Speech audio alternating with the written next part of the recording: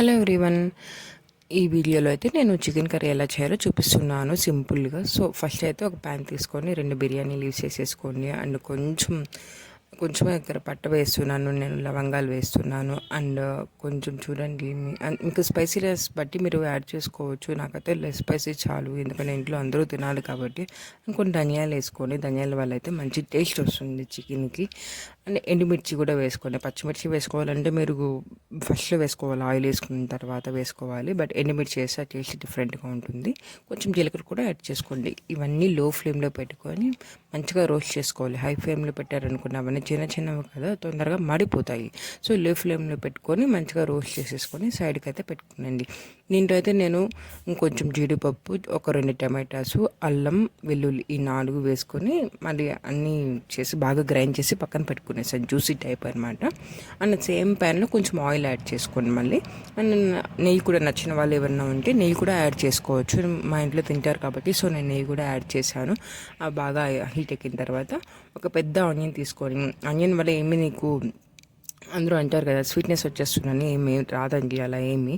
ఎందుకంటే మనం ఆల్రెడీ అక్కడ ఎండుమిర్చి అవన్నీ యాడ్ చేస్తున్నాం కాబట్టి స్పైసీనెస్ లెవెల్ ఎక్కువ ఉంటుంది. సో నేనైతే పెద్ద ఆనియన్ తీసుకున్నాను, దాంట్లో ఒక పచ్చిమిర్చి వేసుకున్నాను, ఎక్కువ స్పైస్ రాకుండా.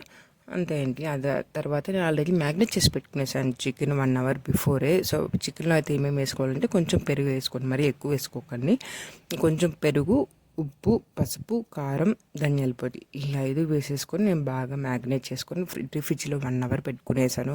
దానివల్ల నీకు మసాలాలన్నీ దానికి బాగా పడుతాయి. సో పెట్టుకునేసాను. అది అయిపోయిన తర్వాత ఆనియన్స్ బాగా రోస్ట్ అయిపోయిన తర్వాత తీసుకొచ్చి ఆ మ్యాగ్నేట్ చేసిన చికెన్ అన్నీ వేసేసాను. అంతా బాగా కలబెట్టండి కింద నుంచి పై వరకు, ఎందుకంటే కిందనే ఆయిల్ ఎక్కువ ఉంటుంది కదా, చికెన్కి అంతా తగులుతుంది. బాగా కలబెట్టిన తర్వాత కొంచెం ఒక 5 మినిట్స్ తర్వాత టమాటా మనం పేస్ట్ చేసుకున్నాం కదా, మనం రోస్ట్ చేసుకున్నటువన్నీ అవన్నీ కూడా అయితే దీంట్లో వేసేసుకోండి బాగా. ఎందుకంటే పచ్చితనం పోయే వరకు ఇప్పుడు దీన్ని బాగా రోస్ట్ చేసుకుంటూ ఉండాలండి. కింద నుంచి పై వరకు మొత్తం తీసుకోండి.